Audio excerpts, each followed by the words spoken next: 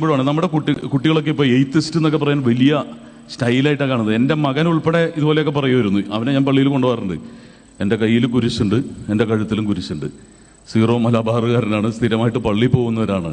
ഇപ്പോഴത്തെ കുട്ടികൾ റേഷണലിസ്റ്റാണ്, എയ്ത്തിസ്റ്റാണെന്നൊക്കെ പറയും. ലോകത്തിലെ ഏറ്റവും ലെജൻസിനെ എടുത്ത് നോക്കിക്കോ, ദൈവവുമായിട്ട് അടുത്ത് നിൽക്കുന്നവരാ. അതുകൊണ്ട് ഇന്നത്തെ ഈ ഒരു തരംഗമൊന്നും കണ്ടിട്ട് നിങ്ങൾ അതിലേക്ക് വേണ്ട, ഈ ലുമിനാട്ടിയാണെന്നൊന്നും പറഞ്ഞ് നിങ്ങൾ നടക്കേണ്ട ആവശ്യമില്ല.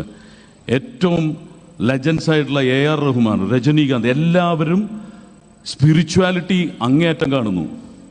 മമ്മൂക്കനെ ഞാൻ കിടന്ന് 5 നേരം നിസ്കരിക്കുന്ന ആളാണ്. ഇപ്പോഴും അദ്ദേഹത്തിന് എന്തൊക്കെ പ്രശ്നങ്ങൾ വന്നിട്ട് അത് തിരിച്ചു വരാൻ കാരണം ആ ശക്തിയാണ്. ലാലേട്ടൻ വെളുപ്പിനെ 3 മണിക്ക് എഴുന്നേറ്റ് അമ്പലത്തിൽ പോകുന്നത് കണ്ടിട്ടുണ്ട്. സുരേഷ് ഗോപി പിന്നെ അമ്പലത്തിൽ തന്നെയാണ്, ഇപ്പൊ പള്ളിയിലും വരുന്നുണ്ട്. നമുക്ക് ഈ ലോകത്തെ മനസ്സിലാക്കാൻ കഴിയുന്ന ഏറ്റവും കൃത്യതയാർന്ന ഒരു ടൂളാണ് സയൻസ്. സയൻസ് മനുഷ്യരുടെ ജ്ഞാനമാർഗമായി മാറിയിട്ട് പരമാവധി ഒരു 500 വർഷം മാത്രമേ ആയിട്ടുള്ളൂ. മനുഷ്യരുടെ എന്ന് പറഞ്ഞാൽ വളരെ കുറഞ്ഞ മനുഷ്യരുടെ മാത്രം കാര്യമാണത്. എന്നാൽ ഇന്ന് കുറേയധികം ആളുകൾ സയൻസിന്റെ മാർഗമാണ് ജ്ഞാന സമ്പാദനത്തിലുള്ള ഏറ്റവും മികച്ച മാർഗമെന്ന് കരുതുന്നു. എന്നാൽ പണ്ട് മനുഷ്യൻ കരുതിയിരുന്നത് വസ്തുതകളുമായി യാതൊരു ബന്ധവുമില്ലാതിരുന്ന ചില സാങ്കല്പിക കഥകളെ അടിസ്ഥാനമാക്കിയായിരുന്നു.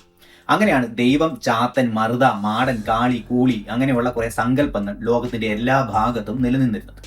എന്നാൽ നമ്മൾ ഈ ലോകത്തെക്കുറിച്ച് ശാസ്ത്രത്തിന്റെ അടിസ്ഥാനത്തിൽ പഠിക്കാൻ തുടങ്ങുമ്പോൾ ഇതൊക്കെ ഒരു കാലത്ത് മനുഷ്യൻ കൊണ്ട് നടന്നിരുന്ന ചില അബദ്ധ ധാരണകളാണ് എന്ന് തിരിച്ചറിയുമ്പോഴാണ് നമ്മൾ യുക്തിപരമായി ചിന്തിക്കുന്ന ഒരാളും അതിന്റെ അടിസ്ഥാനത്തിൽ ഇവയൊക്കെ തള്ളിക്കളയുന്ന എത്തീസ്റ്റുമൊക്കെയായി മാറുന്നത്. അതായത് എത്തീസം, റാഷണലിസം എന്നിവയൊക്കെ അറിവിന്റെ ഒരു ഉയർന്ന തലത്തിലെത്താൻ പറ്റിയ ആളുകൾക്ക് മാത്രം ഉൾക്കൊള്ളാൻ പറ്റുന്ന ഒരു ജ്ഞാന മേഖലയാണ്. ഒരു മിമിക്രി കലാകാരനെ സംബന്ധിച്ചിടത്തോളം ചിലപ്പോൾ അയാൾക്ക് മിമിക്രിയിൽ എന്തെങ്കിലുമൊക്കെ ചെയ്യാൻ കഴിയുന്നുണ്ടായിരിക്കും. പക്ഷേ അറിവിന്റെ മേഖലയിൽ അയാൾ വെറും ഒരു വട്ടപൂജ്യം മാത്രമായിരിക്കും ചിലപ്പോൾ. അതുകൊണ്ടാണല്ലോ യുക്തിസഹമായി ചിന്തിക്കുന്ന ആളുകളെ കാണുമ്പോൾ അതെന്തോ ഫാഷൻ ആണ് എന്നായിരിക്കും ഇവർക്ക് ചിന്തിക്കാൻ സാധിക്കുന്നത്. സ്വന്തം മകൻ പോലും യുക്തിപരമായി ചിന്തിക്കാൻ തുടങ്ങുന്നത് കാണുമ്പോൾ അവർക്ക് സഹിക്കാൻ സാധിക്കില്ല.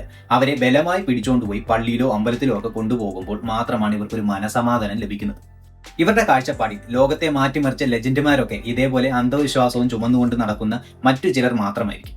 AR റഹ്മാൻ സംഗീതത്തിന്റെ കാര്യത്തിൽ വളരെ മികച്ചൊരു കലാകാരൻ തന്നെയാണ്. പക്ഷേ അയാൾക്ക് ശാസ്ത്ര കാര്യങ്ങളിലോ ഈ ലോകത്തെക്കുറിച്ചുള്ള മറ്ററിവിന്റെ കാര്യത്തിലോ വളരെ പരിമിതമായ അറിവ് മാത്രമേ ഉണ്ടാവുകയുള്ളൂ.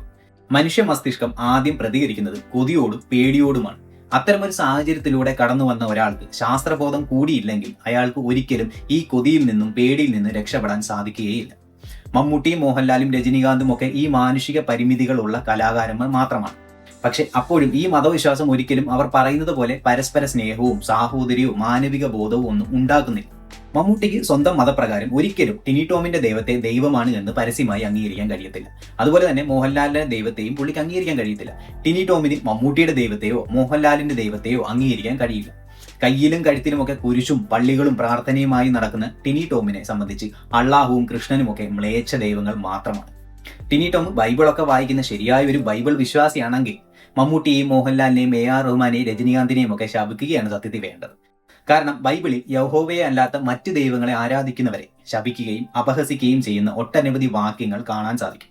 മമ്മൂട്ടിയുടെ വിശ്വാസം അനുസരിച്ച് ഏറ്റവും വലിയ പുസ്തകമായ ഖുറാനിൽ അന്യമതസ്ഥരെ എങ്ങനെയൊക്കെ മോശമായി കാണുന്നുണ്ട് എന്ന് വല്ല പിടിയുണ്ടോ ഈ ടിനി ടോമിന്?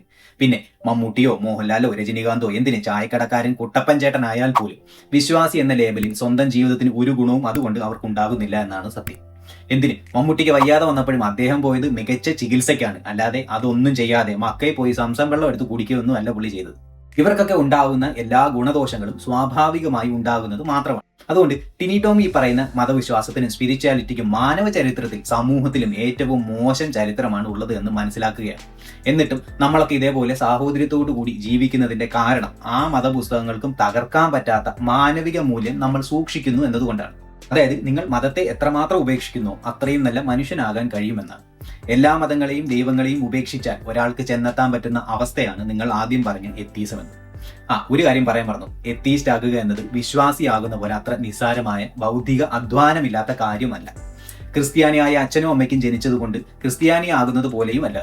മതത്തിന്റെ മുന്നിൽ അല്ലെങ്കിൽ മതപരാധജീവികളായ നീളം കുപ്പായക്കാരുടെ മുൻപിൽ ഓച്ചാനിച്ച് കുമ്പിട്ട് നിന്ന് വളഞ്ഞുപോയ നട്ടലുള്ളവർക്കും പറഞ്ഞിട്ടുള്ള കാര്യവുമല്ലാതെ, സ്വന്തം മതപുസ്തകം പോലും നേരെ ചൊവ്വയെ വായിക്കാത്തവർക്ക് പറഞ്ഞിട്ടുള്ള പണിയുമല്ലാതെ, ദിവ്യഗർഭങ്ങളും കരിഷ്മാറ്റിക് ധ്യാനങ്ങളും സൗഖ്യപ്പെടുത്തലുകളും കൃപാസനമെന്ന ലോകോത്തര തട്ടിപ്പുമൊക്കെ വെള്ളം തൊടാതെ വിഴുങ്ങുന്നവന്മാർക്ക് എന്ത് റാഷണലിസം, എന്ത് എത്തീസം, പോത്തിനെന്ത് ഏത്തവാഴ.